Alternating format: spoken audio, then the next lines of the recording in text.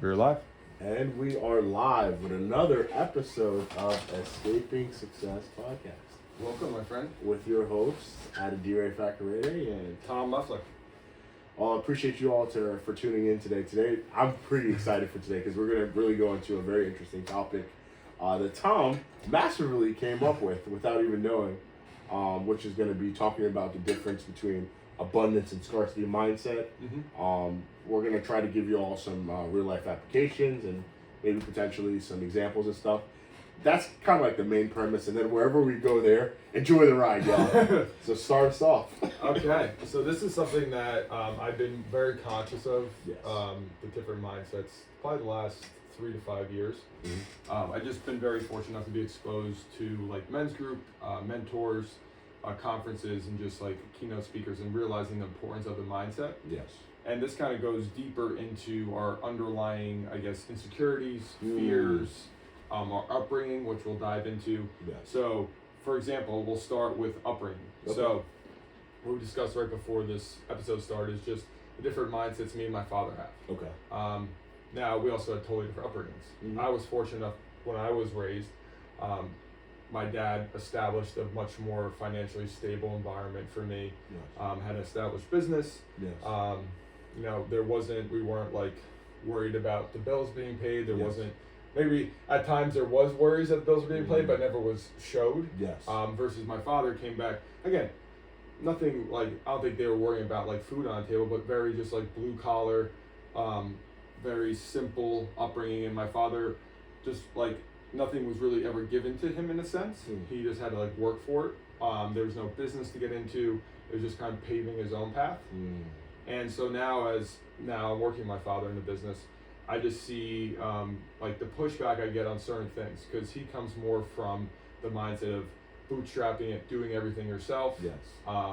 We can't afford to pay or hire good people. Wow. We can't afford to pay like to get good equipment. Like, we'll just use this like crappy equipment. Like, it's just, I think he still is operating at when he started the business, which was, okay, he had no resources or money saved up to expend on things. So he just did everything himself. Yes. And just did it as cheaply as possible. Yes. Like trying just to like, make the ends meet, and just like by not paying people, he just did it himself. Yes. Which I think is huge, because he never took out any loans, never incurred any debt for the business. So he never had that financial stress, which again, could be a good or bad thing. Maybe if he did take on the debt or the loans or the financial stress, maybe he could have scaled quicker. Yes. Or hired people better, so he would have not sacrificed so much of his own time, his physical body in the process.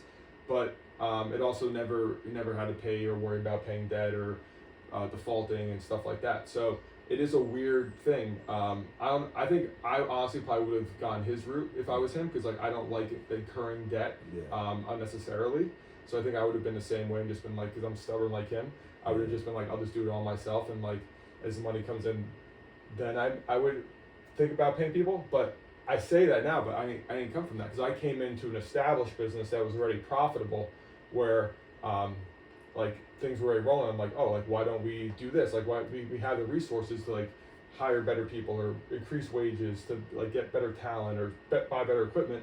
Yeah. Versus when he was still operating at the mentality of like, no, like we got to do everything ourselves. We can't afford to like pay for better equipment. Like I'm like, oh, we'll make more money because we could do things more efficiently. So it's like, it's just coming from that. So I hope I would come from the abundant mindset, but honestly, I don't know. Because again, we had totally different things. Like he started it from nothing, had no resources, he had to make more money. That was the reason why he started this business. Yeah. He doesn't like, oh, I have money sitting around, I'm gonna go start a business just and like make more money. He was just like, no, I need money, so I need to do this. So I think early on, because he did everything himself, he did make money right away because he was just putting so many hours in. Of course, yeah. Versus a lot of people, I think, a lot of businesses, they start in the negative. Yeah. So that's where it's interesting about this. Is like he started in the positive, but probably on an hourly basis, he's probably only making like $5 an hour because he put so many hours in. Yeah. So it's like interesting. Very interesting to think about. Yeah. Also, like the way that he approached it too. But like you mentioned that you're not sure whether you would have done that or not. So kind of like looking at like specifically the scarcity versus abundance mindset. Do you feel like someone is trapped into that mindset? Like, for example, you mentioned your dad like has this view of things and things of that nature. Do you think it's possible to snap out of it, or like, I'll just keep it there. Do you think it's possible to snap out of like a scarcity mindset, or for someone who's an abundance mindset to go back to a scarcity mindset? Is it possible for someone to shift? I think 100%. I think it's harder to shift from a scarcity to abundant mindset, and easier to go from abundant to scarcity. Wow. Because like one bad thing or like a couple bad things could happen, and that's when you could like your whole world you scale back.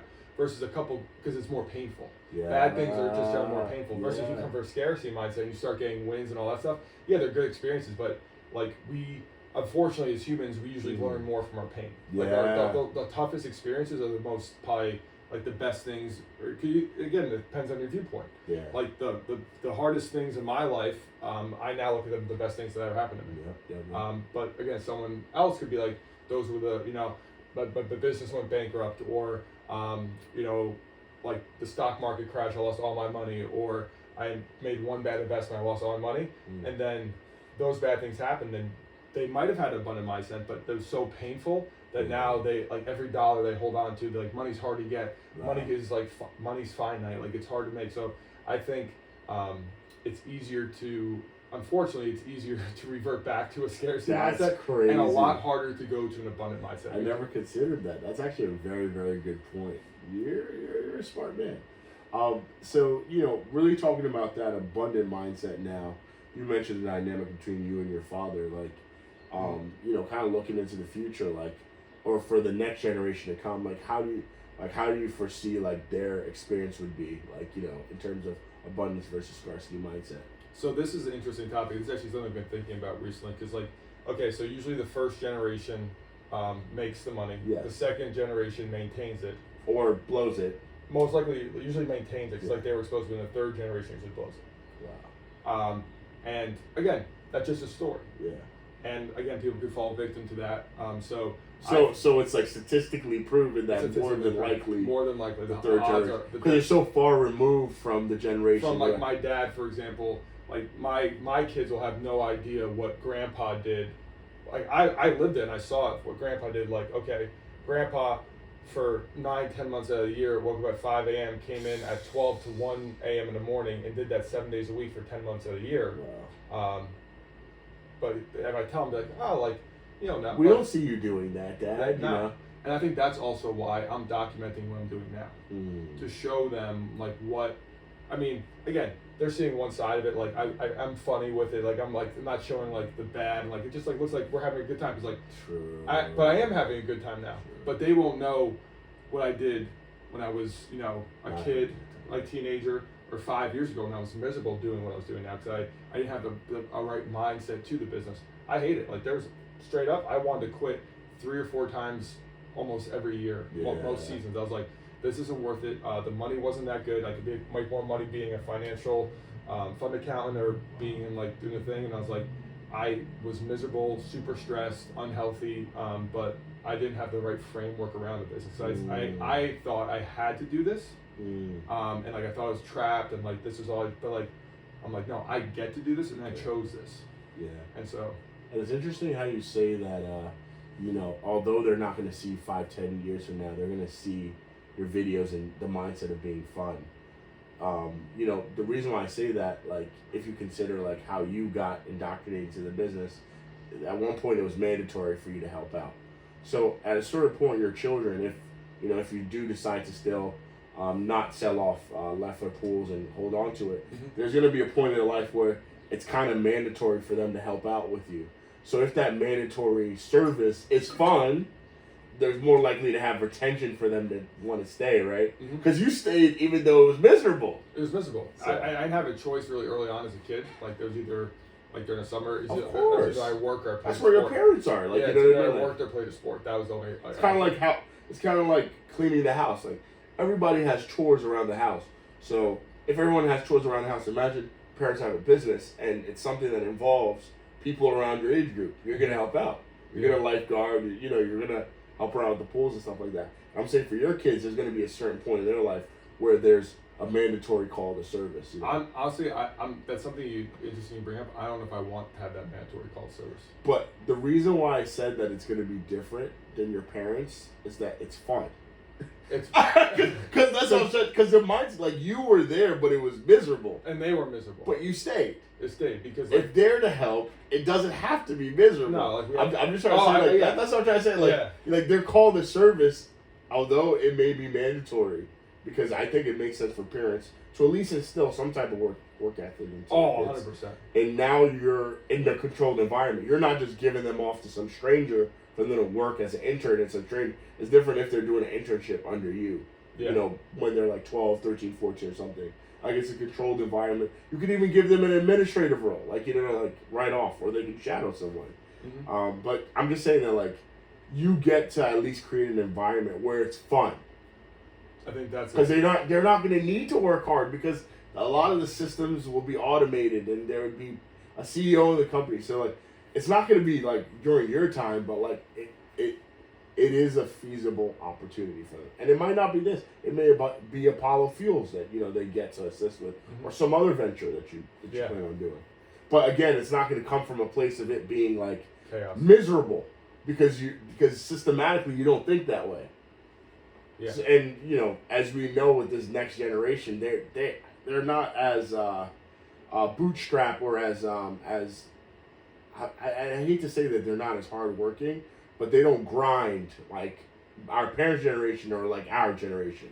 Yeah. Judging by just how they go about the TikToks and the Instagrams and the social medias right now, they want the path of least resistance, which in other words is lazy. So like, it's like, you know, how do you now cater to a generation with that kind of like pop culture, like where it's like, dude, absolutely, like no real reverence for like money, like, you know, like people emailing your dad, I need a raise, like, or there's no respect. Absolutely not. So it's like, yeah, you know, but that's not gonna be my kids. Yeah, of course I knew, but I'm just saying that like you have to utilize kind of like the resources you have to instill that in them. Oh, 100%. I think that's without it being painful as well. Yeah, I think I wanted to be controlled pain. Yeah. If that makes sense. It's going to be an interesting thing how to instill that. Yeah. I think for me, honestly, what my plan is to instill that is to own or operate like a farm/ranch. Oh, okay. So then they have the manual labor side of things. That makes sense. And because I don't want to be an obligation or mandatory for my kids to get into the business per se. It'd be an option, of course. I would love if they wanted to. But I don't want that they feel the need or obligation to get into it. Because honestly, what again, it wasn't a bad thing, but I felt obligated. I felt obligated to help, because I saw just the pain. Yeah. I saw like the mental, the physical pain and stress that my parents withstood with the business. Yeah. And I just felt like I couldn't watch it anymore. Okay, so tell me why people decide to go to special forces, or like have a call to be a police officer. Or like do other civic duties. Why do people end up doing that? Like, why? To serve, right? So it's like you wanted to serve your parents, as I'm assuming, right? So it's like, I feel like, I don't know. I have a very interesting perspective on duty or like obligation. Yeah, explain yours. Because I really do think that it's important to have that sense of obligation, because at least you're much closer to a place of responsibility.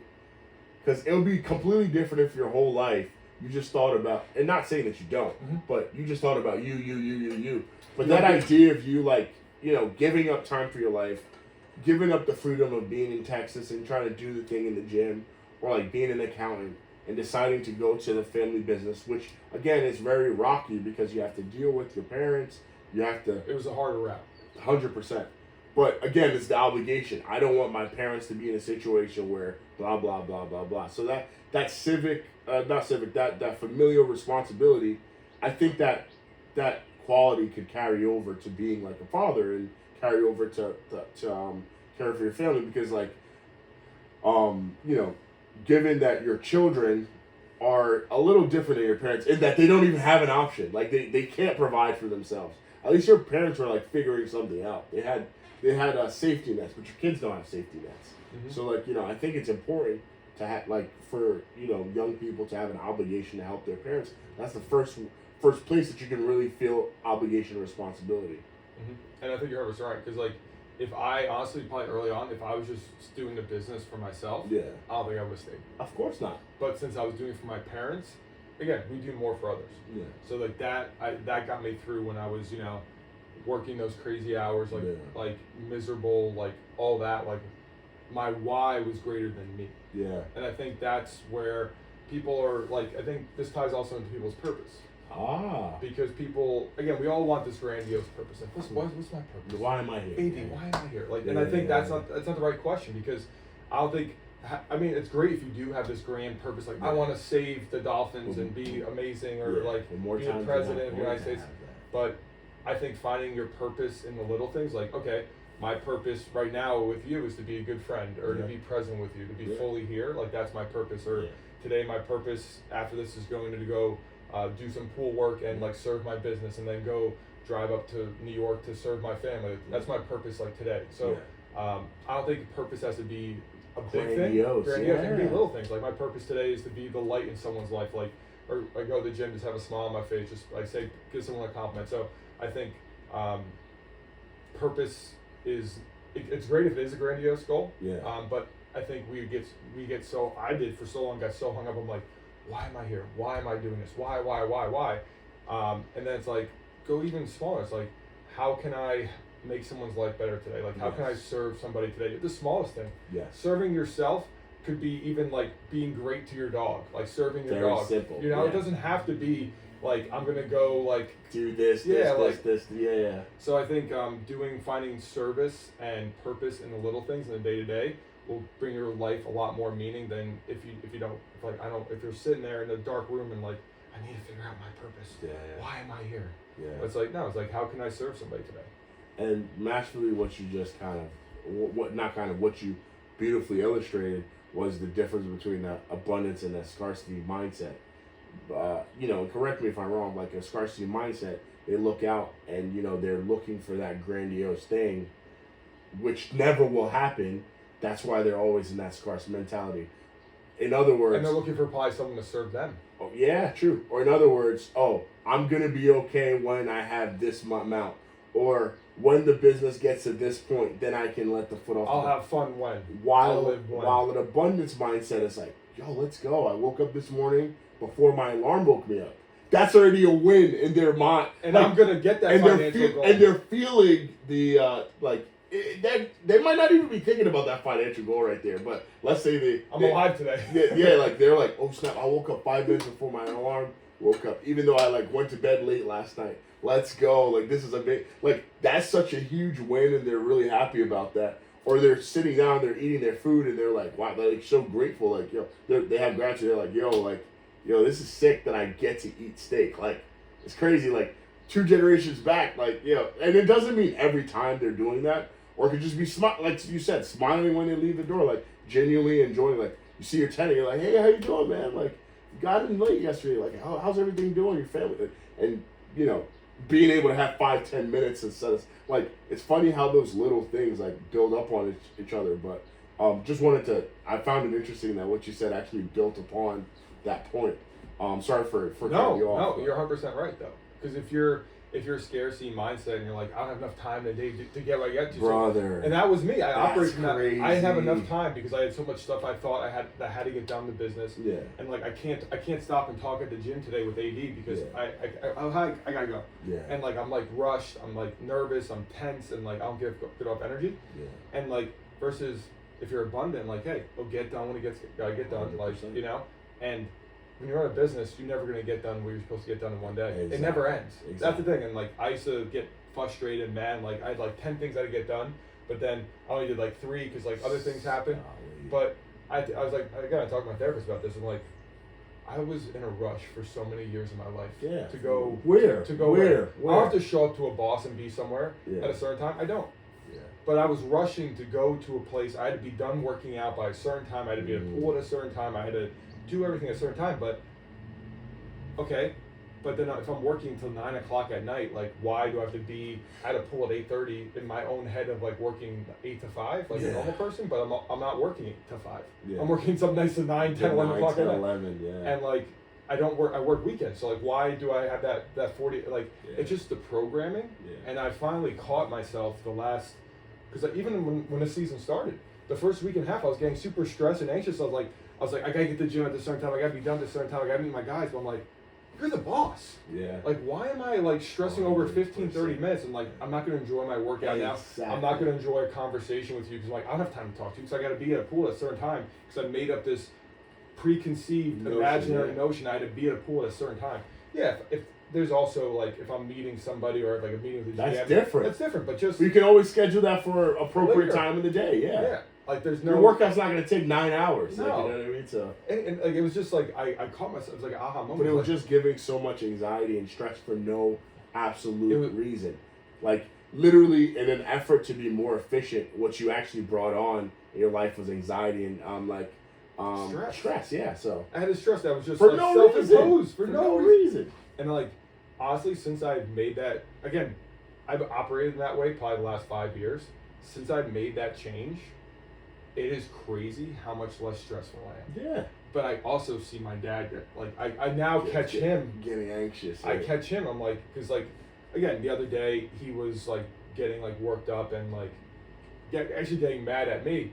And, like, I was like, what's going on, dude? What are we talking about? Why are you getting all, like, this doesn't matter. Getting worked up, yeah. What's going on? Yeah. And, like, it really wasn't the work stuff. It was other things. Yeah. But, like, the old me, like, I wouldn't ask him what's wrong. I would just like, roll with it. Or I would wear it, too. I'd be like, yeah, like, I would get, like, he's getting mad at me, so then I feel defeated, or I'm going to get anxious and stressed out, too. Like, I used to get caught up in that loop because I was, like, in it. So I'm like, he's anxious and stressed, so I'm going to be anxious and stressed. But now, since I've been conscious of myself, I'm like, no, I got to take him out of this. Yeah, because you realize, like, bro, you shouldn't be, man. You're retired, man. Like, what's going on? Like, dude, like... Then when you broke it down, you're like, oh, well, this makes sense now. I know, yeah. But, like, yeah, literally it was, we were at a pool. It was, I think, so today is Saturday, so I think it was Thursday? Yeah. So, not, it was Saturday. Yeah, it was Thursday night, we're at a pool. It was probably, like, 5, 6 o'clock, and, like, he came later, and, like, we were tying up a pool cover, okay? Okay, segue into a funny story? Yeah. And, like, just how my dad just got mad at me. So we're tying up a pool cover. It's a big pool cover, we're tying it up. And there's a side fence where, like, we take the cover out and go in the garage. So on the side fence, there was a bike lock and a lock on it. Yeah. And my dad's like, the manager will just, like, when he come, like, our pool manager, in like a couple of weeks, he'll take the cover back into the garage. I'm like, no, because, like, you say that every year, and then I have to come back and do it myself or whatever. 100%. It's a big cover, put on a dolly. And so I'm like, I'm going to call him and get the bike lock combo. He's like, just leave it. So I call, get the bike lock combo. I get the combo. But the keys don't open there's 2 locks on it. So the keys don't go on a lock. So I walk around, I'm like trying to open, he's like, just leave it. So I open the bike lock, but I can't get the key in the other lock. So I'm like, okay, whatever, I'll just leave it. I can't get in. So I come back around, and then my other guy, he goes in my dad's van and grabs bolt cutters to cut the lock. And he comes out, and my dad goes in, he's like, I fucking told you, like, to let it go. And I'm like, looking at him like, I didn't tell him to grab the bolt cutters. Yeah, but now we need to do this. But like, he would got like, my dad, But why didn't want you to go back there? What? Why didn't want you to go back there? Go what? Like, why didn't want you to do the bolt cutters?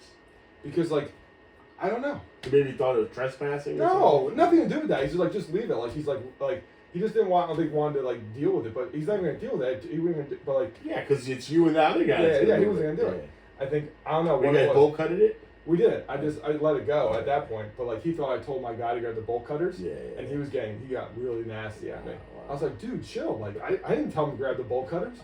Alternative story. The owner was like, don't go back there. I got something back there. Yeah. No, but, like... I got my cousin squatting back there. Whatever it is. But, yeah, like, that just... Because, I mean, you got to think, right? So, in other pools, do they lock up rooms that tight? Well, it was a pool gate. Oh, to enter the pool. Oh, yeah, that makes sense. There's a side gate. So they don't want people to drown. Okay. Yeah, it was a side gate. Because the filter room, that's how we got into the other side. Yeah. But to take the cover out on a dolly, like a side gate. Your dad's just like, don't cut it. Like, I guess because worst comes... He's not worried about the lock. You guys can always put another lock on. he doesn't. That's the thing. It's He not. just the didn't lot. want to deal with He didn't that. want to thing. deal with the cover. Mentally, he was like, "We're just rolling this up, and we're And gonna that's leave it. this And there." let the guy deal with it. Meanwhile, he shouldn't even be there. Exactly. Exactly. Because he called me today. He's like, "Where you going?" I'm like, "We're good. We got this." So he showed up later anyway, like a stubborn guy he is. And I'm like, "We got it." Like I got 2 guys with me. I don't Bro, need so it. if he didn't show up, the job would have been completely finished. Oh yeah. Now you have an cut that. unfinished job. Yeah. So I'm probably later. gonna have to go back in like a month and go down there and take the cover down. Are you kidding me? Yeah. Like that's the stuff. Like that's the stuff as me coming on. It's Because in his mind, he's like, they should take care of that. in his mind, it's just like, he thinks that like, I think, again, coming from a mentality of like not enough time and everything, he'd leave pools like half done. He's like, I can't waste any more time here. We gotta go to the next one.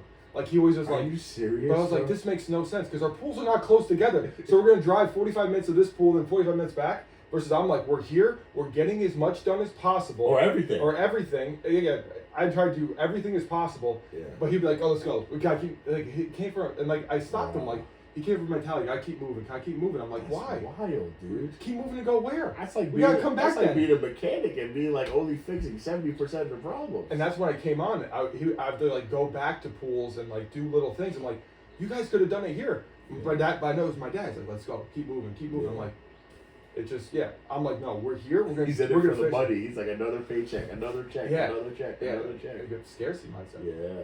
So that's where That's wild, dude. it's So stressing. it even like seeped in at that moment. It's like, yo, first of all, you're so far removed from the business, you're retired. But even at that moment, he was like, just leave the pool cover. Let's go do something else.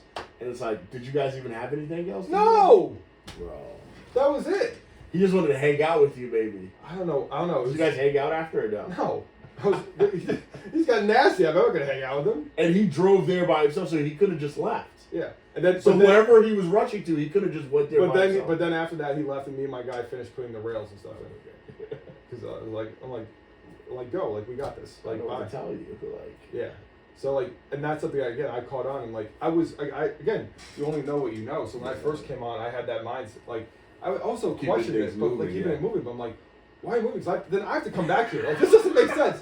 You're moving, but then you realize the pattern. You're like, wait, I just created. because more no one work else for is gonna do myself. this. Like, Yeah. because like that's It's like sweeping it under the rug. yeah, and that's something. And like, then you have like 10, 15 pulls where it's swept under the rug. Yep. And that's more work for you. And that's a lot of thing. I realized with my dad, like, because he was again, a lot of things got swept under the rug because he was just so busy and didn't have enough time. Yeah. Versus I'm the type of person like I like to do things right To its or entirety. not do it at all. Yeah. So I rather have less pools and get it done right and good service. Versus he was more pools, less better. Like you know. So that's where we're People opposite. still hire him. Oh, I guess because he would show up. He probably had business because when they called on him, he show was up. there. But it wasn't. Like their pools were at least open. But it wasn't full service like what it is now. Crazy. Now I'm confident, like with the number of pools we have, like exceptional service. Yeah. And I rather that than having more pools with like 100%. a quarter less service. Because you feel good about your Oh, product. 100%. And like I bet I like it's also about a control thing, but I like to know that I could fully service these pools and like I don't have like a pool where I'm like I'm not even think because he operates from a mentality. He's like there's a couple pools each year that he would even think about because he's like I don't have the energy like. And so he's just like, I'm not gonna worry about that. We'll see how Hopefully that they goes. don't reach out to me. Yes. Yeah. Like hopefully they figure it out. hopefully on it's themselves. hopefully it's like everything's good. But then we lose them. Wow. So you open for them, but wouldn't even service them at all. No, he'd service them, but like if they had issues and stuff, he wouldn't be just, able. like, He wouldn't be ignore able to keep up with the issues. Yeah. So he'd just get like the most important issues, like pools first, and then he like some of them like I remember that like when I was younger, like when I first came out, I saw the emails and be like, this is a problem, this is a problem. He's like, and he'd be like, I'll get to it. And he never got to it, so we would lose those pools. Wow. So so the good thing is when we lose pools, we don't lose pools because of service. Yeah. We only lose pools because of our price point. Yeah. it's Which is expensive. I am 100% comfortable Because with. that's good, because That's a then good someone one. else could come on with a good price point. Yes. So like I have no problem if like hey, if they're not returning because of our bad service, that's an issue and I go find it. But the last 3 years we have not lost a pool because of our service, That's wild. and that's something I want to maintain. Yeah, that's fantastic. That's But like a solid versus product. when my dad All he- the time. was a service because he was You'd just also get pools all the time too. because he would just take on whatever, 100%. and I'm picky now. That's crazy, bro. Sometimes it's like an hour, 2 hours away, like the driving. We used to have a pool like in New York. What? Yeah. Me and my dad, when there was like an issue, like, cause again, I didn't know this. This guy's an absolute savage. He's a psycho. So again, this is the thing too. I told so this is probably like 4 or 5 years ago. It was a Trump in Briarcliff. Yeah. And the guy called, and he's like, I would like you to service a pool. And Yeah. I had a conversation with my dad. I'm like, we don't do it. Absolutely. We don't. We have enough pools. Yeah. New York is an hour 45 minutes away. We don't need it. There's no reason. But he did it anyway. Okay. So then we operate the season. Again, it was hard to staff all that stuff, and then they have different health regulations in New York. What? And you only have one pool out there. Only one pool, and we didn't know. I And didn't know. and you're reading all this stuff, all this added stress over one pool. So the health inspector came after the inspection, and we use chlorine. You can't use chlorine in So what do they use use? bromine. Wow. So we got fined $7,000. So that completely eliminated the profit from the pool. Yep, completely with profit. And then we had to go up there. They cleaned it. Because we found this out or the manager there didn't tell us till like 8 or 9 o'clock at night. Bromine So me too. and my dad, and then we had to like put like certain like special replace like filters on like the pool. So me and my dad drove up there. We left our house at like, because we worked all day at that time, like we're managing. So we left I think at 10:30 at night. Me and my dad drove up there, and we were there till about 1:32 in the morning. I'm in the pool diving down, putting new drape, like everything, and so I think we drove back. I left there around like 1:30. I got in like 3. My dad's had to go back there in the morning, meet the inspector. I had to go to a pool, so he went back there, got like maybe 4 hours of sleep. I got like maybe like 4, and he went back there to meet with the inspector the next day. Otherwise, the pool wouldn't open. And so we got fined, and in that moment, like I'm not like to my dad, like I told you so, like not to run this pool, but like you got to go. So we Did he ever tell you, man, you were right? Like we shouldn't have taken. He knows, but I don't think he would ever say it. Yeah.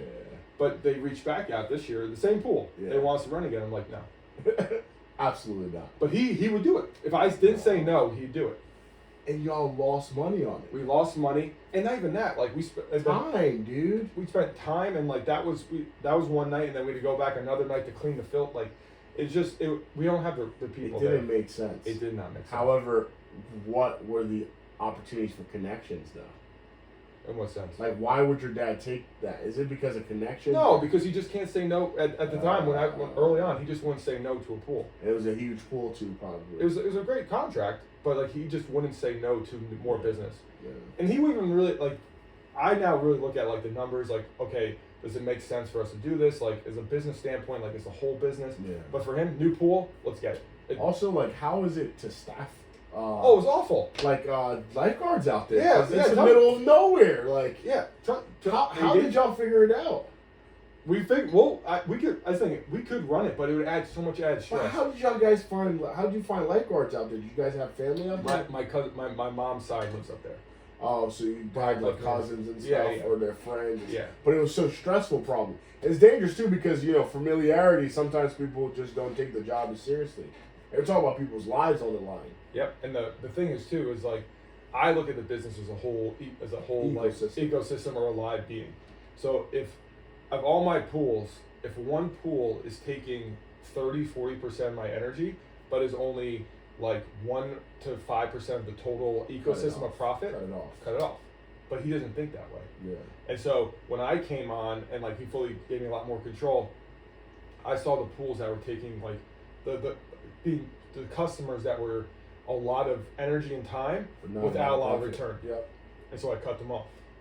And so now but for him, that conversation was like, what are you doing? Like, because it's scarcity mindset. Yeah. Scarcity mindset, because like there's not enough pools out there. Not enough pools, we can't lose customers, like all that. But I was like, but he was losing customers already. Exactly. Ironically. And he was losing money by working with those customers. So the ones that were losing money while working with the customers, losing customers that he couldn't attend to, and then losing money by getting on contracts that didn't make sense for the business. Yes. But because he just worked so hard mindset, and he was so stubborn, and he was more pools. He still made money. It's just more pools. And it was ad hoc to whatever he was doing as a teacher, so there was profit to it, but literally no life. No life. Like, bro, I can only imagine the amount of work, because I think of 3 sinking holes. Like, those are 3 holes in his pocket, or 3 holes in the bucket. And the only way to overcome holes in the bucket is to pour an inseparable, like to pour overflowing water in the bucket. That's the only way you can keep the bucket full. That's how he operated. And he just straight up just. That's how he operated. And that's how I'm trying to pull him out of that as I'm sealing the holes. Bruh, but he's still operating at that. But that's why I'm in now and I took away so he can't add new business without me because he doesn't know how to. I switched to PDFs. He doesn't know how to do the PDFs. So he can't even add new business really without me sending it. That's amazing. So I create that barrier so I can't have the hole. So I'm like, no, you're trying to poke the hole, but that hole I got reinforced. It's reinforced steel. So it has to go through you again To get the new and business. he doesn't understand. He's like, bro, like, why are we taking this? He's slowly getting there. But again, it's that scarcity mindset because more pools, more money. I need more money, more pools. But more pools, more of the wrong pools equals actually less money, more of my energy and losing money there. More pools equals losing pools. So it's like less service, less quality service, less you could charge. Is he impressed by how much you're charging pools now? He looks at me and he's like you got he's like how much you go up he really like it rattles him, right? He's what's the percentage you went up, like 100%? No, not 100%, but I went up well, what are we talking, like the last 3 years, 5 years? 5 years, like since from what he was charging from you. Oh, from 5 years ago? Some of them 200%, right? Some over 100%. From 5 years ago. Legend. Over dude. 100%. That's legend. Increase. And they can afford it. They can afford it. And the ones that can't? See you later. But I come from a standpoint of like... So in that case, you have 55 pools, so you really Not anymore. How much you have? So now we only have 47. So that 47 really is like 94. Not out. From You're charging twice the price. 94 from 5 years ago, yes. 100%. Yes. And how much did he have 5 years ago? He had about, we had like 60s. Oh, 60s. So yeah. But we're making more money. Of course you are. And also we have more life. Of course you are. We have more of a life. And you're paying your employees more. Paying employees more, have more of a life. Like we're not super stressed. No fines. Because like all that stuff bleeds money from the business. Yeah, and not living in chaos. Yeah. Because I don't want to live in chaos anymore. That's because I did. I accepted it when I first started because that's all I knew. Yeah. And then now it's like I chose no. I'm like again changing the story because my story the last 27 years or my parents' story was pool season is chaos. It sucks. It is what it is. Survive the summer. We don't have holidays. We don't do anything during the summer. But I'm like I don't want that story. Yeah. And I'm like I'm changing that story. And I changed first. I changed the story for them because now they really can do what they want. Like. Realistically, he could go up and be gone the whole summer and and they'll still be fine. Be okay. Yeah. And that's cool. I think he wants to earn his like relaxation though. You know what I mean? 100%. He doesn't feel good like just. But I told him like you have to prove nothing to nobody. Yeah. You busted your ass for. But it's hard, man. Like you spend your whole life kind of do something, and also part of it too is like, I guess it's like denial because you imagine if you found out that. 30 years of your life you were doing something away and it could have been much easier. I don't want to think about it because I feel and not even that I think my dad didn't have the time or energy again with everything so he wasn't upkeeping the bills so I think there's probably from the last probably like up until the last like 4 years I think that gap I can't imagine the amount of money my dad like just didn't keep track of. Because he did all this work and just forgot to bill it or didn't follow up because he had no tracking system. It's only if he remembered it in his mind to bill them. There was no system or anything. So I can't even imagine how much money he left on the table. Because he was so consumed with more pools. I keep moving, gotta keep moving. But it's like, hey, probably left like that's important. Stop moving for a second and make sure. Meanwhile, the fines, there was no. Yeah, those are. You remember to pay those. Yeah, remember those. But your business get locked up. I can't think about that. That's crazy, dude. It's the amount of money. And it's too late, right? It's way too late. Like, but I probably hundreds. Because you can only go back like a year or two, right? I can't imagine the amount of money. You can't come back to someone like 6 years ago. It makes me sick to think about that. This man, like this thing, but it's also because he came from the mentality of like more is better. You gotta keep moving. So he didn't stop and be like, hey. What about the amount of money like from the past that they owe us? that's important. Like I you know, like that's. Golly. But you gotta keep moving. Gotta keep moving. Gotta keep moving. Golly. And he had no system to track it. Golly. He didn't have QuickBooks or anything. Just Word like invoices. That's what he Or his said. mind, dude, like you said. Bro, and especially like on 4 hours of sleep, you gotta wonder how much stuff you forget too. You just remember you're just sitting on the beach, you're like, oh, that slimy, greasy, just weasel, like he just remember. Or he forgot to bill it. Or you see them in Florida, the manager, you're like, oh snap! I never got the money from him. Never got the money, or I never billed him for that work I did, that project where I paid people. I paid maybe my subcontractor to plaster this pool. Could have been an $80,000 project, and I never remembered to bill them.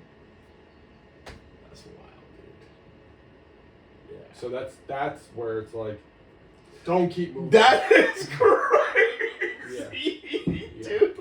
And did he have a personal relationship with some of these people in the pool or something? He did. Maybe that's what made He him was overlook yeah, it or something. It was like, yeah. oh, bro, because there's got to be something you got to hold on to, because that's just so painful to think But he, I about. don't think even really thought about it. Wow, he can't, bro. He couldn't. You know, there's certain things that you He was think just a about would survival just ruin you. He was just survival. But I'm saying that Oh, it would do him no benefit to sit down and No, ruminate to on ruminate that. it, yeah. That would just cause unnecessary heartache. You can't. Unnecessary heartache. So that's why now it's like I make You'd sure. have been better off just buying a second Porsche or something with that money, like, you know what I mean? It's like, bro, like, why? Or just think about it, like the last 40 years and like investing that money and all that stuff. Like it could have been a couple Porsches probably. Yeah, a couple Porsches, yeah. So, it's savage. So that's where painful, man. that's where I realized the importance of like, okay, don't just keep moving. Like more pools aren't better. Like we got to make sure like this. Like there's certain things like, hey, let's stop. Let's make sure all the money's coming in. Let's make sure, you know, like, because he was just like, just keep turning. And when you went to school, you studied accounting, right? Finance. So finance. You never, but you were an accountant at one point. I was a fund accountant. So I did What's the basically. difference between fund accountant? Okay. So like I just did like basically all I did honestly. I worked at SS&C and Union. I just basically did matching of like just made sure the trades on Bloomberg matched the bank statements. Oh, okay. So I worked on so it was a fund account. So we did the tracking of the books for a fund to fund. So it was a hedge fund that invested in other hedge funds. So basically all I did was each day is like go on Bloomberg and check that the trades matched up with what they were not what they were posting. How long did you do that for? I did it for just under a year. How long did it take you to know this is not what you wanted to keep doing? I mean, when I was sitting behind a desk, for like The first thing you said is the desk. I was sitting behind a desk for like it was on average 9 hours a day, and then there was like accounting, so it was like busy season, so like there was some late nights and stuff. But I was just like sitting behind there, and I was like, I'm good at this, you know. Yeah. People I work with, Of course, you're gonna be good at anything you do. SS&C, like great company. My manager was a great guy. Like people I worked with were super nice. But I was like, I got in the office, it'd be like Monday, and everybody would be like, oh, it's Monday. It's Monday. Like, oh, Monday blues. Wednesday, hump day. Woo, closer to Friday. It's Friday. High five. Woo, Friday. Woo. And then back to Monday again. And Depressed. it's just repetitive. Like I'm like, there's older guys there, like that were like before. There's another company before it was SS&C. Like they used to do like manually write the stuff in, and I just saw where I was heading. I was like, okay, I'm just sitting behind a desk all day. I have a lot more potential than this. Yeah.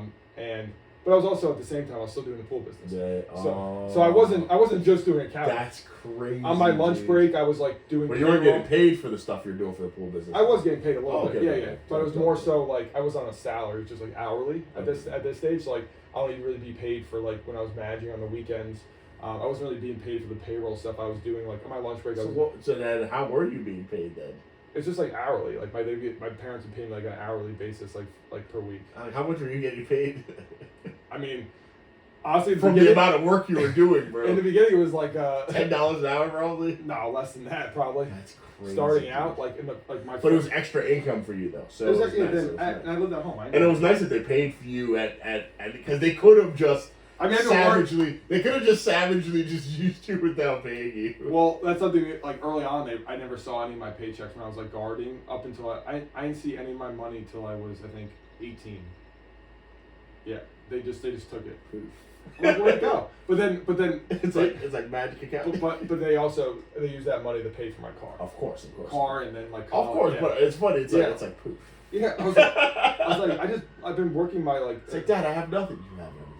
But like it was just like gone. Like it was just like That's why you got the Challenger RT, bro. You start getting some money, you're like, yo, I'll be out in these streets. Yeah. So, early on, I mean, I was probably during like when I was working my accounting job, I was only making probably like $300 a week with the pools. Wow, dude. Yeah. Was the account job? Did it pay well or no? I was making $55K a year. That's crazy, dude. Yeah, that's it. Yeah, I wasn't making. And much. you were working. You're behind off. Oh, dude. I mean the hours. I mean, because no bonus. We weren't getting paid overtime when we started out. Because they assumed that in your off season you were doing nothing. No, I don't know what their assumption was. Like, wow, it was weird. Like we. How do you not get paid overtime? I don't know. We definitely should have like argued that. People probably had lawsuits already though. Probably seen it probably changed, but like so I was only making 50. I was with the overtime. I was only probably making like $20 an hour as an accountant. That's crazy. With the overtime, and you're just busting your behind, just like, building someone else's business. Yeah, like, but that was not stress though. It's like it's like sell. Yeah, like you're behind a desk, like chilling, like listening for them. For other people, it was stress. Yeah. But for my level of stress, with the pool, yeah. I'm like, you're probably listening to music. This is easy. They're yeah. like, this is hard. I'm like, I'm sitting behind a desk. I got podcasting. I'm just doing some Excel stuff. Straight up podcasting. Oh, podcasting hard, baby. I was just like, I'm just going like again. I finished my work by like 3:30, and then besides like when it was like busy, I'd be done by 3:30. The one thing I hated about it was so I got in. Technically, I started at 9. I got in like 8:30, 8:45. I'd be done with my work most days, like what I had to do by like 1:32, and then I would go ask my boss, my other like anything else I could do, and no, I got nothing. But like I had to stay there till 6. Brother. And that's where I was like, I can't do this. Why did you have to stay there? You gotta stay 9 to 6. You can't just leave. It wasn't. This was pre-COVID. That's so I couldn't just leave. Ridiculous, bro. So I just couldn't leave. That's legitimately. I had to be signed on. So. So most days I was. It just sounds like the Matrix. It's like it was the Matrix. No. I had to be signed on. So you helped your parents with their work then, right? You had free time, yeah. So did you bring their laptop or not? I couldn't. No, not when I was in the office. How did you help them then? On my lunch break, I would do that, or I would come home. When I would come home, I'd do it. So, let's say you're done with your work at 1, 2 o'clock, and there's absolutely nothing. I asked my boss. What are you doing in your office? I'm just sitting there listening to podcasts.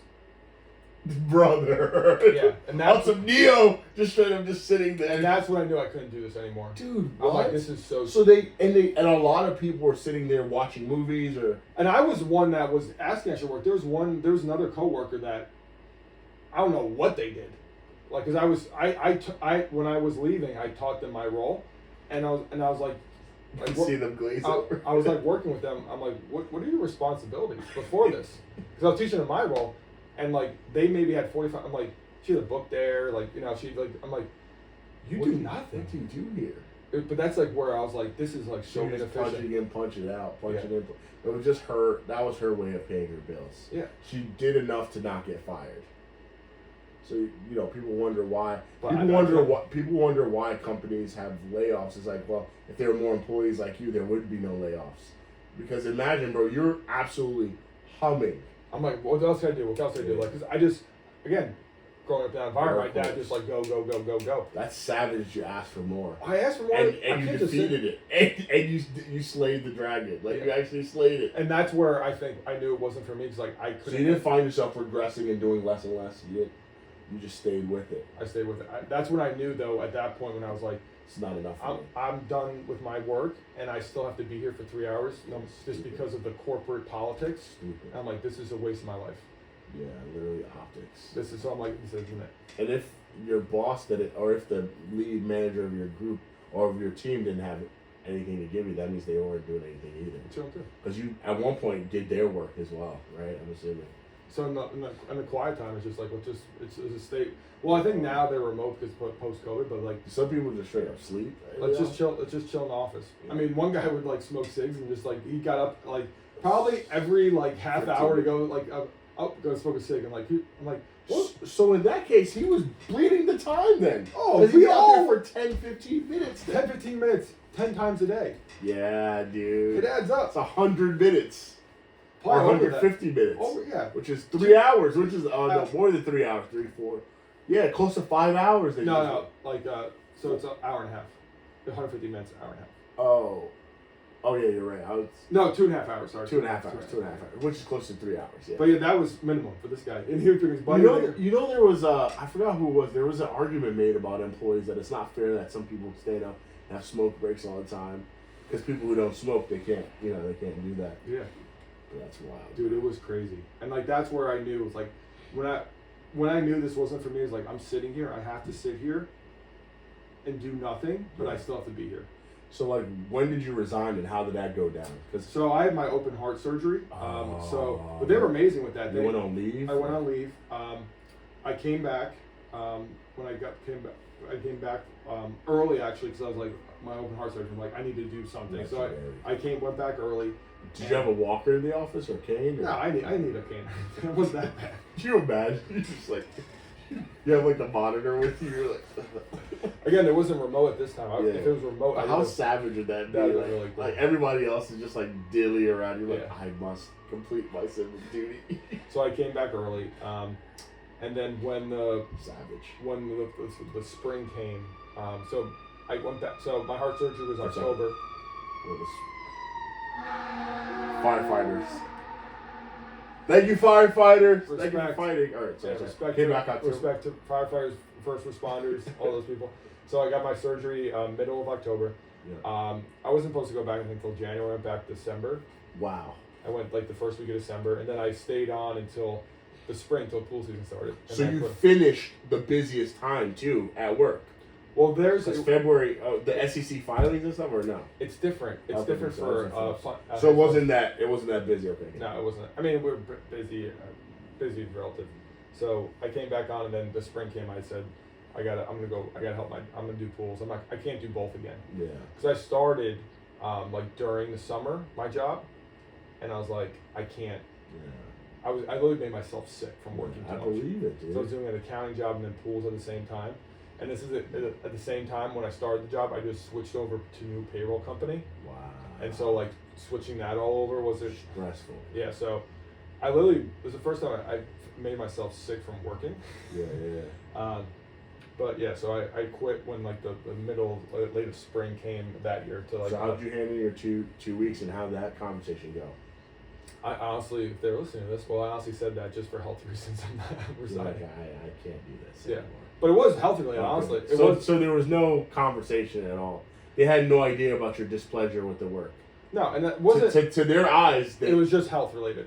And again, and meanwhile, you were crushing it. Like, you left on top. Yeah, I was doing everything I was supposed to. Like, and like they're like, you sure? There's nothing we can do. Like, again, I'm very blessed. Like, my first real corporate experience, besides my internship, they were great. Like, my manager, then the head manager who was in charge of him, super cool. It's like, hey, is there like, are you sure you like anything we do? We'd like to keep you on. Like, they were great people. Yeah. So I'm very blessed on that. Like, nice, respectful, awesome people. Meanwhile, they would have let you sandbag if you wanted to too. 100%. But you just told them like, that's not me though. So they were like, "Is there how you do anything is how you do everything." They're like, "There's nothing we can do for you." Yeah, they're like, "Hey, like you need more leave," or like they were super. Yeah, they were great. They want us to just pay you while you're home. Yeah, they were really great. But they really didn't want to lose. But you, bro. They didn't know like they did not want to lose. But they knew my mind. Like if they knew how set I was, I'm like, this is not me. Yeah.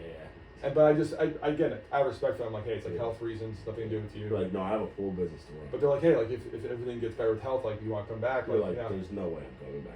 I'm never doing this. Like, I'm never working. Did you tell them? You're like, yeah, I'll consider it. Yeah, disrespectful. Your mind, you're like, as soon as you walk out the door, you're like, this is not me. You again. I'm never coming back here. That's crazy, dude. This isn't me. That's crazy. It just wasn't. That was 5 years ago. 5 years ago, and that's the thing I think, and only at that time too. I only had one health scare, the heart surgery. Then I just had two more. So I realized how finite life is. So I can't afford to be wasting 3 to 4 hours a day behind a desk because I have to be there for no reason. That's life is too finite for that. That's interesting. So what you also brought up is the importance of scarcity mindset in certain areas of our life. So although like scarcity and abundance mindset are, two things that we're juxtaposing in this conversation, there is some elements of our life that we need to have that scarcity mindset when it comes to time. So time, our energy. Yeah. I mean those two resources, I think you should realize they are scarce. Yeah. Even that, into a respect to like, I mean, scarcity is like your health and like your youth. I think that's also something too. Again, don't be like I can't do anything but respect that, like probably where we are right now, this is probably might be the strongest and healthiest we'll ever be. Yeah, it's possible. You know, like I think we still got probably like 5 to 7 years. Have I'd say like 10 to 15 years. Up to like yeah. But you're right. But like biologically speaking, we have like 7 to 8 years to tap out our for us to have our peak. Yeah, our peak. Yeah. And then I think we'll be smart enough and we'll just maintain that peak. 100%. But that's why I'm very mindful now. It's like, okay, my youth, my age is scarce resource. So I'm gonna build up. Use it to. Yeah, I'm gonna build up as much strength, as much muscle as possible. Yeah. Because I know once I hit 35, 37, from then on it's basically just maintaining the rest. But that's not necessarily always the case because I met this guy at the gym, 51 years old. Okay. Yeah. I thought he was on juice or on testosterone, and I talked to him. Great guy. Yeah. He's like, I was in the Marines and like I did calisthenics and stuff and all that stuff, but I'm the strongest and the biggest I've ever been the last 5 years. I only started lifting 5 years ago. I believe it. He's like, all my buddies think I'm on TRT and everything. I mean, he's 51. His testosterone level is like 600 for like natural. How old is he? 51. What's his name? Rob. What's his last name? I don't know his last name. And he was a former Marine. Former Marine. That's crazy. And he's like, I'm the strongest. And he looks like he's 30. He looks phenomenal. Like I literally thought his arms are huge. He's bigger than me. Like he wears a tank top. It's like this guy's jacked, built. Yeah. He is jacked and a great guy. You only started working out 5 years ago. Started lifting 5 years ago. He did calisthenics and stuff in like the Marines, like push-ups, pull-ups, but only started lifting 5 years ago. What's his diet? Does he talk about his diet? Yeah, it's he follows the same guy that we do, Dr. James, on Instagram. So he's carnivore as well. He's paleo. Paleo-ish. Like so I think he eats meats and eggs. Meat, vegetable, eggs, rice, like that. Super simple. Would you say he's originally like one of the ectomorph that just like? No, he's a bigger guy. He's probably meso. So how heavy do you think he looks? Like 240? He's about 5'10", 5'11", maybe almost 6 foot, but he's probably like 230, 240. But dude, his shoulders are like out to here, but lean. Like his arms are like always with a tank top. I'm like, this guy's huge. He's huge. He's huge. That's he's crazy. Huge.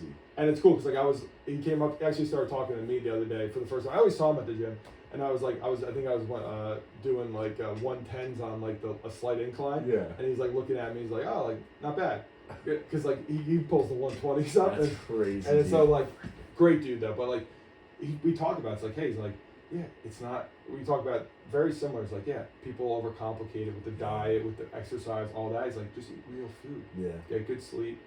It's like it's simple. But crazy. we also talked about too because his kids, he works out with his sons. He's got 2 boys. And how old are they? One of them I think is 11, one I think is 14. Bro. And he's like, yeah, like my kids play sports and like they see the one coach who's like overweight, fat, like doesn't exercise, and they're like, he's like telling them how to eat and exercise, and the son's like, I'm not listening to him. and then my dad's like, I don't blame you. Like I'm not gonna, I wouldn't hire a fat trainer. That's and so like. He's seeing like I'm like I told him too. He's like, I know, like your kids look up to you because like you're the jacked dad. You're the most fit man that they know. You're disciplined. You go to the gym. You eat well. You take care of yourself. Like you're like their hero. Like, yeah, literally. And like I see the son working out with them. I mean, their dad is a monster. Yeah, like literally a savage. Literally, they're like, this guy's he's about that life. He's a legend. He's stronger than everyone in the gym right now. So it's like. And then like the son like works out and I see the way like even before we talked I saw the way like his son admiration like that's so cool. And like I'm like that's like that for me is he doesn't need Jay Cutler. He has dad at home. Dad's a savage. It's crazy. So it's really cool, dude. This is very interesting. The turn that we took with this podcast. And again I think I had a little bit of a scarcity mindset with like getting strong now and maintaining muscle. Not necessarily like getting strong now like because I do believe I've seen guys in their late 40s and now early 50s start really building some or still have like a 6-pack super ripped naturally. Yeah. Like I know some guy that. So I think like as long as I like maintain this, like I don't have to have the scarcity like I'm gonna lose this, like because that's the thing too. I remember in high school there was one teacher and like I was in good shape my senior year of high school. Like I'd wear the tight polo, have the arms, and she would tell me, she's like, oh, like enjoy this now. You're not gonna. It's like you're not gonna look like this forever or like because she was projecting her. Maybe she was fit before, and she was like, yeah. So like she was like saying like, oh, enjoy this because like you're not gonna like look like this forever, like whatever. And like now I'm like thinking like I'm in better shape now than I was in high school. Yeah. Like what do you like? You have so many habits though that you put in place. Oh yeah, it's all rituals and habits. It's crazy like how many habits that you have in place, and it's like and you're constantly tinkering with it, so you're actually going to get better in 5 years. Because that's the thing, like I write down everything I eat every day and all the supplements I take, and I track all my workouts. Yeah. So I don't track necessarily, I don't weigh and measure my food, of course, but I track what foods I put eat into and how I feel. Like I write down like what was my mood, what was my energy, what was my libido, what was my stomach like, what was my head, what was my motivation, productivity. So I kind of can tease out like, okay, if I've had a week of great days where I feel good, I'm taking these supplements and I'm eating this food. Yeah. I don't track the per se the But actual you literally quantities, track the growth. It's crazy. but I track like what I'm taking, like what's consuming, what I'm doing in a day. That's crazy. Man. And I just know for me, eating the way I eat, like I eat the same foods every day, like literally just ground turkey, sweet potatoes, fruit, grass-fed beef, sardines, and maybe a raw carrot or two. Yeah. If I eat that every day, I feel amazing, great digestion, everything, and like I stay lean, I stay strong. And then if I take these supplements, I feel good energy, like all that. It's like sunlight for me is huge. If it ain't broke, don't fix it. Yeah. So the summer months, you're really gonna see an uptake in mood and energy too, because it's like in winter it's very hard to get the sunlight, Because like even today, like I'm driving here, the sun's out, and like I'm gonna go after this, I'm gonna go work outside and get the vitamin D and like be outside. It's gonna be a beautiful day, and like it does recharge me. Yeah. And and the cool thing is like, I've been sharing like my current like supplement stack because I feel like the Wolverine. Yeah. Like I literally feel it's like I'm not getting much sleep. Yeah. Like I'm only getting like 5 to 6 hours of sleep. You feel great. But I feel amazing. And it's just I think because I'm so dialed in with like my nutrition, my workouts, but also the added layer, which I think is nutrition's first, workouts. It's obviously probably nutrition, sleep, then workouts, and like sleep's kind of been iffy for me. It's not good. I don't. You're tried though, but rest, right? Yeah. Like if you think about the hormonal level that you're on right now, just talking, like you're probably like closer to rest than work, right? But that's also the thing. I'm working the most than ever. Like I'm doing the most things than ever. Of course. But it's the mindset around it. The mindset is different. Because last year at this time, I was actually I was working probably the same, if not more, but I was doing total less things. But I felt so much more fatigued because I let work carry so much weight and stress because my story around work was this is stressful, this is it. Draining me. But since I added now work is fun, stimulating, and a way for me to grow. And then you also have meaningful relationships around your life. Bro, I've had guy dinner. Like I had you over, I had my buddy over Thursday and Friday night, and like my one buddy stayed over to 12 o'clock in the morning the other night, and I woke up at like 6 and like worked. You guys are chilling. And I had a great day yesterday, and like I only got like 4 hours sleep. But, like this conversation. You guys had good food. Good food, like good company. So like I'm staying because like in the past I would be like I can't have anybody over. I need to be asleep by 9:30. But it's like I value like you coming over, us podcasting, us having that time is like. And in this season, it makes sense to have that recharge too. Oh, it's because when you're in off season, even when you are busy, you get more rest in the off season. Oh, 100%. Let's be honest. Oh, because you can nap. I don't know whether you nap or not, but I don't. But I try to like I try to like put like if I'm really tired, just like put like relaxing music. I wish I could nap more, but I now eventually you can. Yeah, I promise you. Yeah, the path that you're going, you'll be able to nap. It's like a calm the mind. 100%. I think it's legend. Just be like off. Again, flexing that muscle like on and off. But I think why I have so much energy now is also because like I just my nutrition is I don't even compromise on like I won't eat. Like if there's certain foods like if I for example like if I'm out to eat, I mean that's the thing is people think like if the only thing I guess where people like the hardest thing is like if you're going over someone's house. Yeah. And that's really tough because it's a respect thing for them. Yeah. But it's also like. So my mom mentioned it. She was like, when you did take any of the food, then you circled back. It meant a lot to her that you did that you even consider that. Yeah, because like it meant a lot, like bro. It meant a lot to her, bro. Because I caught myself. Yeah, you're like, oh snap. I got it. You spun the block on it. Yeah. And it's like it's even just a gesture thing, right? So you spun the block. And I that's amazing. And I worked but it. You noticed that shit. I caught it right away because I was like, because I don't eat that. You know that too. But like, I call him like, oh, I'm gonna circle back. I'm like, I'm gonna try it. And I'll say, oh, I gotta go. I'll take it to go. Yeah, it's smart. You're smart, man. So I did try it. Like, I have nothing trying. But like, I'm not gonna. But it's wild that like that left an impression on her. Because people who normally say no, like it's just like no, but she was like, thing. Yeah, she was like, oh wait, like it's super nice, like Yeah. And again, events like that are not going to happen frequently. Like, you know what I mean? You're not going to be put in a situation like that like a lot. Yeah. It's figuring out how to navigate them respectfully. They're like, oh yeah, I appreciate it, thank you. Like, they'll never think of it again. Yeah, and also I guess a little hack that I do because I eat a lot. I mean, you probably eat a lot too, but you see me eat. I eat a lot. So if I'm like going somewhere so I eat a lot before. Yeah. So when I go there, out of respect, I try the food, whatever. Yeah. But most people aren't looking at you like you're not eating 2 steaks. Yeah. I mean, you know what I eat, of but like course, again, if you're going to someone's house that doesn't really know you, they don't know how much you usually eat. Of course, so what I do is I proactively okay, I know. For example, I'm going to my cousin's party later tonight, like after my work day. Load up. So I'm gonna eat before and like not go in there hungry. So like that way. But if you're hungry, bro, temptation and but because your body literally needs the food because you've worked it. Yep. So that's where it's like just being proactive. Like if you know you're going in a situation. Again, eating out. I think every place you go to, you can get like a piece of meat, a baked potato, or rice. Of course. But respecting and going to someone's house, eat before, and then just like. Whatever, sit down normal. Like and just you said, you're literally locked in, and this is like it's hard to get in that position where you're locked in. So when you're locked in, you want to stay under. I mean, I look in the mirror every day, and I look at my body, and I was like, this is the body. It's cool though, because like I knew I was gonna get here. Yeah, but it's wild the way in which you matter. You're not hungry all the time. I'm not hungry. I have the best energy. I'm the strongest I've ever been. Because I used to think to get to here, I would have to be like starved and depleted, flat, like miserable, moody, like craving, like wanting to binge, overeat. So it's just like I forget sometimes that I have this body. Yeah. Because like I literally look in the mirror, I'm like, this is the body I've always dreamed of. Literally. And so I literally write down. It's like I do like affirmations and manifestation every morning. I literally write down like, you're living the dream that your younger self always wanted. Quite literally. Like I have the business is looking good. Like, business. I have my own place. Friends. I have the best relationships. Like this is honestly the biggest thing is like my physical body. That was like always a mind thing for me. Of course. But the most recent thing that I like write my gratitude every day and that like I thank God every morning is relationships. Yeah. I get like chills thinking about it because like I was craving this. I was on a period probably for 3 to 5 years where I was super lonely. Wow.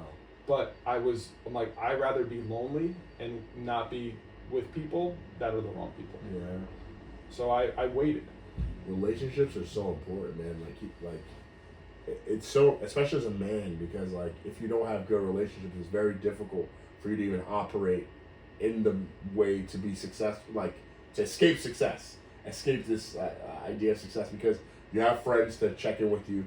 You hear their stories, what they're going through. It's just a camaraderie that comes into it. Why a lot of people go into the military, or even a lot of people do some things that are like wild, because there's this camaraderie and deepness in the relationship. Yeah, brotherhood, that's super important.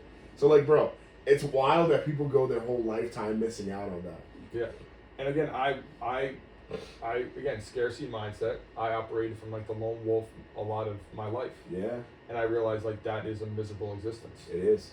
It's the difference between a lone wolf as a lone wolf 100% of the time, and a lone wolf who has deep relationships with people, but then when they leave, then you get the lone wolf habit, You can still operate. You can still operate as a lone wolf, but like a lone wolf can have meaningful relationships. Yeah. Lone wolf still needs to go to the stream to drink water. Lone wolf still needs to go through the Everest trees. Like, you know what I mean? You still have to interact with other people. So it's like, it's combining those two qualities that are very, very amazing, you know? Yeah, and that's something I think a lot of people don't spend time by themselves, with themselves. I think that time is actually crucial. Very crucial. And I think that establishes a relationship with yourself where you're okay with yourself. Yeah. And I think that leads to better relationships, because if you're not okay with yourself, you're going to settle in the wrong friendships, the wrong romantic relationships, because you're like, I can't be by myself. I can't just be with me because like I don't like me. So I'm going to go hang out with people that I really shouldn't hang out with. I'm going to go get in this relationship I really shouldn't be in because I don't like being by myself. 100%. So I think, it's awful. Not awful. Again, change your mindset. Yeah, it could be a new thing. Could be a struggle for some people. But being okay with just you, I think, is paramount to actually having the better relationships, because then you're not in a fear mindset of like, if I lose this relationship, I'm going to be alone again. It's over, yeah. And you could be fully yourself, which is going to generate the right people for you. To be in your life. Dude, it's crazy, man.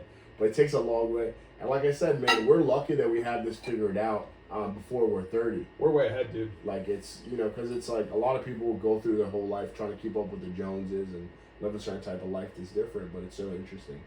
And then another thing I find interesting too is like I think in my life is like peace is so important to me, like, and I don't compromise it. So like there's certain things that I want to get done, but like because I care too much about my peace in my own personal life and peace in my family life, I don't even go out and do that. So like prime example is like a business.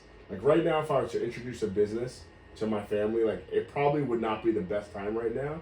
My wife is just starting to get on her feet in her career. I still want to have more kids. Like there's so many things that I'm trying to do that like I don't want to compromise those things. But interesting enough, it's like I find it interesting that like I can see myself like, okay, like I can see the light on the end of the tunnel. Like when my wife gets situated with work and she's in a completely different place and I don't have to support her as much in terms of like getting back to the workforce, now I'm like, oh snap, like, all right, everybody's good now. Like, what do I want to do? It's so interesting. And I was thinking about that this morning. I'm super thankful that I have time to really reflect because like, similar to yourself, I'm always going. Definitely, I've always had the mindset that this doesn't really matter, which is so interesting. But in this season where I'm like at paternity leave and I'm at home and I'm with my family and all that stuff, it's so cool to just be detached from like the rat race, and I still have friends that are working, I interact with them, but I don't even talk about work with them, man. It's all 100% like care more about the relationships and doing things like that nature. So like I'm kind of like living like in paternity leave, minus the fact of me staying up with the baby and things of that nature.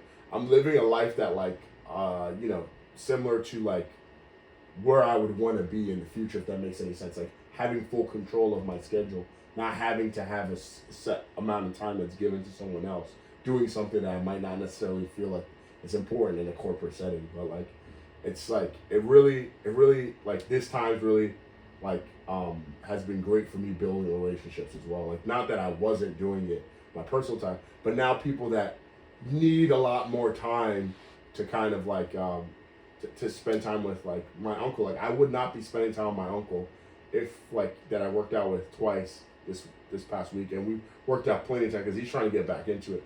He's a guy who I told you was a bodybuilder before, who like I would not be spending as much time with him if I wasn't on paternity leave because his schedule is so vastly different from mine. But now even with us spending time together, I realize I'm like, well, if I get positioned in the right office, we can still continue to keep on, and even if I am busy during the week, on the weekends I can still find time for him and stuff like that. But it's just so rich, the relationship that we've been cultivating. It's not that we didn't have a good relationship, but like now we're still, I would say we're still surface level right now. But we're getting to the point where like I'm seeing that like we're getting like a better relationship, and it's so fulfilling, man. Because I remember the first time I spent time with him, and I was playing with his daughter and all that stuff. He was like, "Oh, you know her name?" I was like, "Oh snap, that's true. This is the first time I've been to your house since you got this house like years ago." So you realize like how proximity to someone, you actually don't really know them and stuff like that. So like relationships are so important. Even with me that I'm good at relationships, I realize like there's so many places I can do like a lot better, so. Yeah. But again, it's that abundance versus scarcity mindset, because I realize I don't have that much time to spend with them. I don't know. We never know what happened. There was an earthquake. There's so many things that happen, but it's like I don't know how much time I can spend with them, so I value that time, and I try to be abundant in the time spent together. Like yesterday, dude, I didn't even look at the time. We just like went to the gym at like I think we went to the gym at like 2, and bro, I was with him all the way till like 7 o'clock, because he was like, yeah, man, I get my haircut this place, but I don't really look at the time. Like we're just sitting there just hanging out, like, you know what I mean? But it's so good, and I knew like my wife was good. She was at home sleeping at my parents. My kids are taken care of. So even in that moment, I didn't have to worry. Like it was just so good to have that time. And that freed you up to like be truly present. Fully present. Yeah, and that's a beautiful thing. Yeah, so. And that's where I think. And being present, man, it's so underestimated how powerful that is, man. Powerful for yourself, but also for the other person. Of course, you feel that. You know when someone's there. You know, and I think that it does and that's all we have. It's now. I think. And they shared things with you. Like, he shared with me that he's thinking of starting a security business. Because he's been doing security for a long time, like, you know, armed security and stuff like that. And he, like, shared his heart with me. And I was like, now in my mind, I'm like, how can I help him, like, actually? So I start asking him open-ended questions, things of that nature.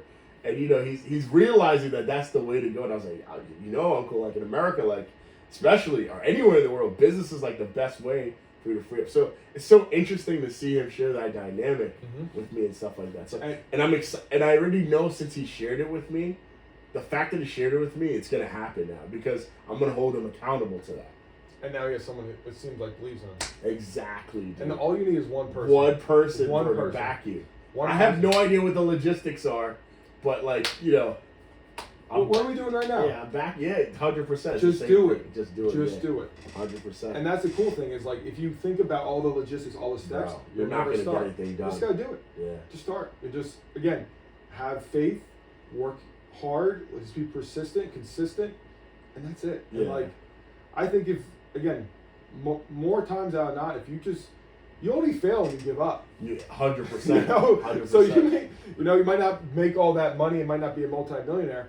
But it's not about that. It's not. It's about who you become along the way. 100%. And, like, that's why with, like, this Apollo Fuel thing is, like, I'm learning so much about, like, the food industry, how to make labels, how to get packaging, how to make a website, like to promote, like, a actual, like, physical product, how to go through, like, trademarking, like, how to do all these things. But I already see it's tying into Leffler Pools. 100%. Because I just trademarked the Leffler Pool name. That's I just crazy. hired a marketing person. So it's like, it's all intertwining. It's all intertwining, yeah. And so, like, I'm realizing, like, that no matter what happens, the person who I'm becoming, I'm becoming better because I'm doing this. Because I'm learning a lot more. I'm challenging myself. I'm, like, getting stimulated. So I think that's the cool thing is, like, yeah, the end goal is, make money, be successful. But I think the process. It's the game. Because me and my other buddy, he's an entrepreneur, and he's like, I'm like, we talk about it. It's like, okay, say, for example, hypothetical, you have $100 million in the bank, you know, business doing good. And money's not a factor. What are you doing?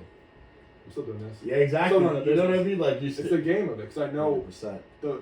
It's the hardest thing, but it's developed me the most as a person, is 100%. running a business. Because that's why also my health and everything is so in line, because twofold.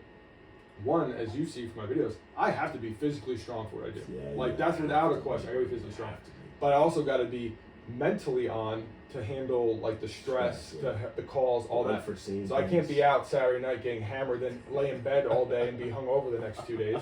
I can't afford that. So I got to be mentally on to handle it, because I have people responsible for it. 100%. So it pushes me to stay even more disciplined regimen, because I have people weighing on me. Yeah. But it also forces me to be physically fit to handle the, like, you know, the load of, like, pulling a cover, to fold a cover, to carry, like, all the stuff, like, it's all intertwined. So it's like, it's really cool if you look in that sense, like, it's keeping me accountable in a way that I didn't realize, and developing me in ways that I you never realized. Yeah. See, cool. Sometimes I look back on kind of like what we choose for, like professions, like let's say the W-2, like an employee. Sometimes I look back and I'm like a lot of times I've been thinking, I'm like, what if I decided to be a cop, actually, like a state trooper when I first came out of college? You know what I mean? Like, what if I decided to do that out of join the army? Or join the army, right? Like, it would have been decision. It would have been like a completely different, like. But again, those areas, because the job in itself regiments a certain level of discipline, you see people in those areas that carry over that discipline in their life. They, you know, physically fit. A lot of them have businesses, especially firefighters, because they work like it's like 2 days on, 4 days off, stuff like that. Like their very lifestyle is open to that. But no, I've been thinking a lot about that. Like, wow, like even what you decide to explore with, like, really like changes your mindset a little bit. 100%. But then who you're exposed to other firefighters. But then you have to consider the family, right? So I remember I brought up to my, like, what would you feel like if I decided to go into law enforcement? It's funny, I had a friend that I shared it with. He was like, dude, why would you do that, man? That's so dangerous. Like, you already have a good job and all that stuff. And it's like, well, it's not about the money, obviously. Because if it was about the money, I'd look for another finance thing. But it's like, you know, at that moment, I was like, I probably should have shared it with this person. But it didn't affect my opinion, but it's so interesting to hear the visceral response. I've yet to share with any of my friends that like are like ask them that what if question, like, hey, like, what would it look like to like do law enforcement and stuff like that, like a family and stuff. Like, what opportunities are like what places do you think like, you know, I'd be of good service or something. They just ask that question, stuff like just to, because I've always been curious about that line of work, because like it's the executive branch. It's a place that's under a lot of siege, unfortunately. So like police work has changed quite a bit in the last 5-10 years. Demand's high for cops. With the introduction of cameras, the political pressure. Oh, you just want to be Ronald Coleman. Okay, I get it now. Yeah, but it's all making sense. It's all making sense. This guy's supposed to be the cut-off cop shirt, just like. Yeah, you know. Okay, all right. When you think about it, a lot of sense. You know, but it's a very interesting, like, you know, it's an interesting line of work, though. Oh, I think it's because like as a father, you really do have to protect your family, right? So, but like. I think you'd be a tremendous cop. The interesting thing about the cop, though, is like, all right, you go there because you want to be better to protect your family, but there's also the risk that you don't come back home to your family. But with that being said, though, me and my wife, we watch hours of cop surveillance, and we're like, wow, it's possible that like there's things that can happen that are beyond your control. A lot of the cop-related homicides are due to like either indecisiveness or hesitation. So it's like, how do I create a lifestyle where I'm not indecisive and I don't hesitate? So if you are successful in that, it will carry over in a lot of aspects of your life. Yeah. So, but very, very interesting. You also cannot be morbidly obese and a state trooper or a police officer too. Yeah. You have to have physical fitness because you may have to run. Yeah. You have to run a quarter mile. Yeah, for this trooper test, you have to get in shape for. The trooper ones are tough. Yeah. The cops are probably a little easier. Cops not that bad. The troopers. My cousin's husband did it. This trooper one, he was in good shape. Did he get it? He's a state trooper. Yeah, he's a state trooper. How's he like it? Like, I think he likes it. He's now, well, he was like on patrol and stuff. Now he's a detective.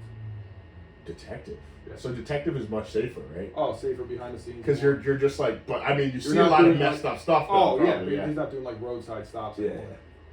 And you can't start off as a detective. Maybe you get enough schooling. You can. I don't think so. That's wild. Yeah, dude. I'm not 100% sure. You have to start off as like a patrol. How long did you do patrol for? A couple of years. Wow. Yeah. That's wild. He's staying in New York. So did he have any hairy situations that you mentioned about? Or? He's very quiet about it. He's just sitting there. But he was like an silent warrior. He's just he's very quiet. Yeah. He just looking at the room. He's like, I've seen things. Yeah. I don't think he's ever been in like crazy like shootouts and stuff like that. But like he's seen a lot of car accidents. A lot of cops could go 18 years without anything wild happening. Yeah, man. he's like not in like New York City. He's like in upstate New York. The boonies, but still, man, you got to think like drug people. Where are they going to go? Areas of less resistance, meth, like all that. Yeah.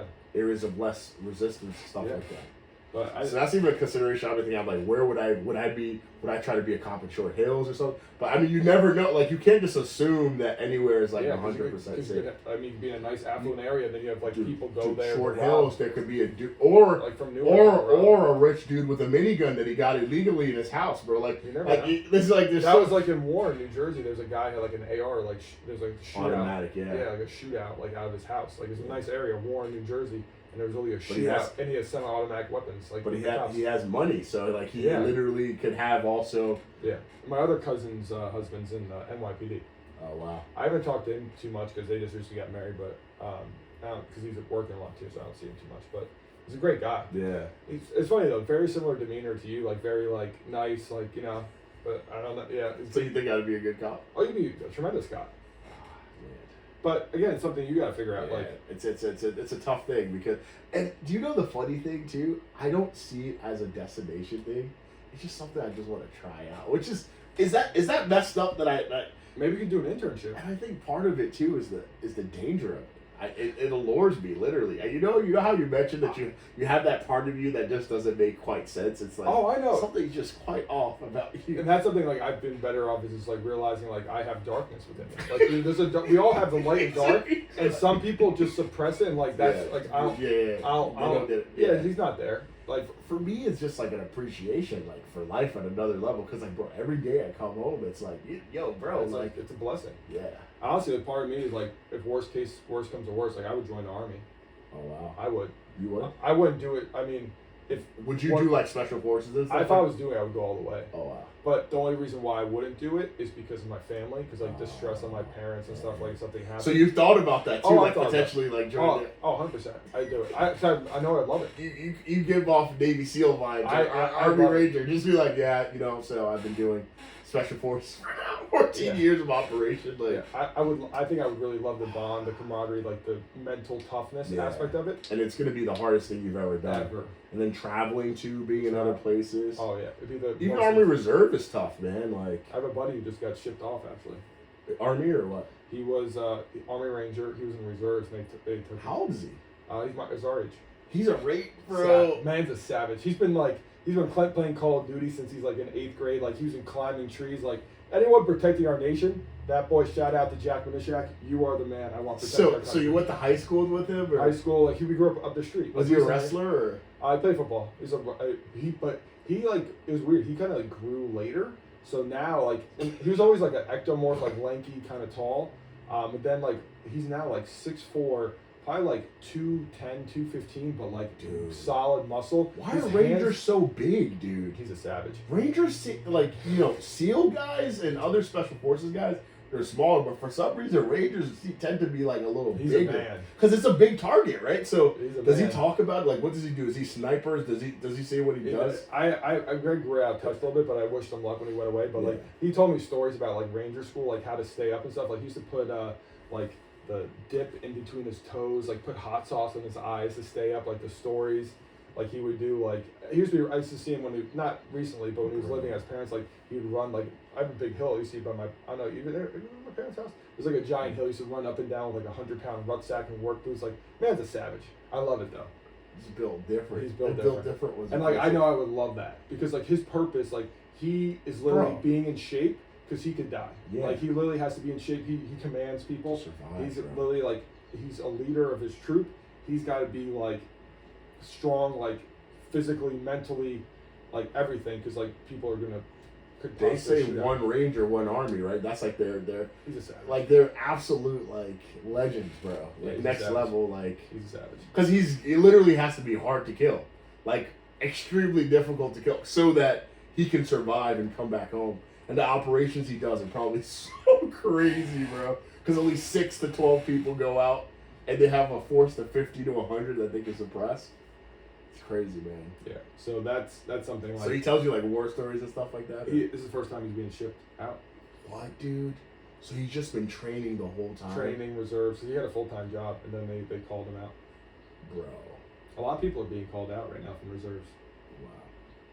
Yeah. So shout out to all military. Tremendous respect. With what's going on in there. Oh, so this is like Iranian. It's somewhere in the Middle East he's going. So when did they ship him out? Like a week ago? End of beginning, I think, of March. So they knew already. They knew already that some stuff was going on. Yeah. He's called out. A lot of people are called out. My buddy Stephen Miles too. He served 14 years. He was a sniper actually in the Ranger. So next level. He's also 6'4", 220. Like just built different. So, but yeah, man, it's like because I do training courses with him. Like I'm going out to PA. I was 27 That's the one you went to shooting with. Exactly, bro. Like I just find it so interesting just hearing their tactics and stuff like that. Like even in just common stuff. Because bro, I feel like, and I'm not trying to sound morbid or anything, but like if you consider Iran, Israel, Palestine, Afghanistan, Ukraine, a lot of these areas that war kind of broke out, that was someone's like neighborhood. Like especially Ukraine, they were similar to us. Like they have like apartment buildings, they have subways, like they have like highways, like that's why I think it's like some people freaked out. It's like they were living similar to we are, and now they're getting bombed. Like imagine like your apartment complex in New York City just gets boom, or troops on the ground, bro. So you look outside and see just soldiers coming out. Like what? But those Ukrainian people, they resisted, bro. Like they're built different. They actually like overcame the Russian forces, like right. Savages. Like, were they trading the whole time? Like, what's going on? Like, they're built different though. It's cold there, man. They're built different. Bro, like, were they trading the whole time? It's built different. Like, were they trading the whole time? It's crazy. Yeah. So. Yeah, but now, you know, I pray that we never get to that in the U.S. But like, bro, like, who's to say? Technology's getting better. You never know if people have stealth I'm not trying to be a conspiracy theorist, but like, bro, you never know. Like, you know I mean, Pearl Harbor happened. They didn't expect that. So like, you know, I pray nothing happens in the U.S. I think anyone to invade the U.S. would be a very bad idea because stupid, yeah. The guerrilla warfare would be crazy because like probably not so much around here in like the big urban like areas, but if they go like a little inland and like like the Florida, the Carolinas, Texas, they just like they stumble upon a house and this guy's got an arsenal. Like, what is going on here? They're like, this guy's got a bazooka. It's like with the army, just like you see some like redneck guy like. I heard some people actually do have arsenals. Like bazookas, like I'm not even joking. I know, that's what I'm saying. You go like from they've been passed down from like the 30s, 40s, 50s. Yeah, like I'm saying, like RPGs, like the urban areas, like like San Francisco. No. God, they can take that in a second. Yeah. But you go a little deep into Texas, bro. like be like, where do we get into? Holy, the guy's got a turret that's like, it's like this is guy's house. Like, what's going on? He's got like bunkers around his property. You're right. So I think I don't think any country with any sense would ever try to do a full scale land attack on the U.S. because it would be the worst guerrilla. Because we're the most armed nation in the world. Really? Yeah, we have the most guns. Like the most citizens have guns in America. I mean, we're most armed army to begin with, but just like the people like citizens, because most countries don't allow their citizens to have weapons. And Switzerland does though. It's funny, interesting gun culture in Switzerland, man. You'll look it up in your free time. But bro, they have more guns than us actually. Yeah. They have a smaller population in proportion. Yeah, that's what I'm saying. Like people carry like their assault rifles on their shoulders in public transport in Switzerland. That's cool. Because like they know that they're not crazy. Like there was one in the documentary. The president was at one of their shooting festivals that happen yearly. They're all drinking beer and they all have guns on their back. And the dudes, no security. Could you imagine that in the U.S.? That's further from the case. Secret Service is like, oh my goodness, bro. What? I mean, I see. Yeah. So it's crazy. They're also not as ethnically diverse in Switzerland, I guess. Too. Yeah. Maybe that could play. We're very divided here, unfortunately. Yeah, unfortunately. Which is sad, man. Which is super sad. So that's where the question gets itself. Yeah. But no, yeah. But anyway, shout out to the people in the military, man. Armed bro, that's wild. Going out there and just like, and your buddy, he's experiencing his first like deployment. So I just pray that he goes there safely and come back. I mean, I know, like I really grew up with him. I know his mom, his dad, like great family. So he's a little nervous, right? Yeah. And he got deployed in the Middle East too. Yep. So shout out to him. Shout out to all our past, current, future forces. Yeah. You guys are real heroes. Really. Yeah. Much respect. All right. Thank you everybody for tuning in. We went in today. I love it. This is awesome, man. So I appreciate you all tuning in to hearing our thoughts and live. Have a good one, guys. I love you all. Bro, that was a good one, man.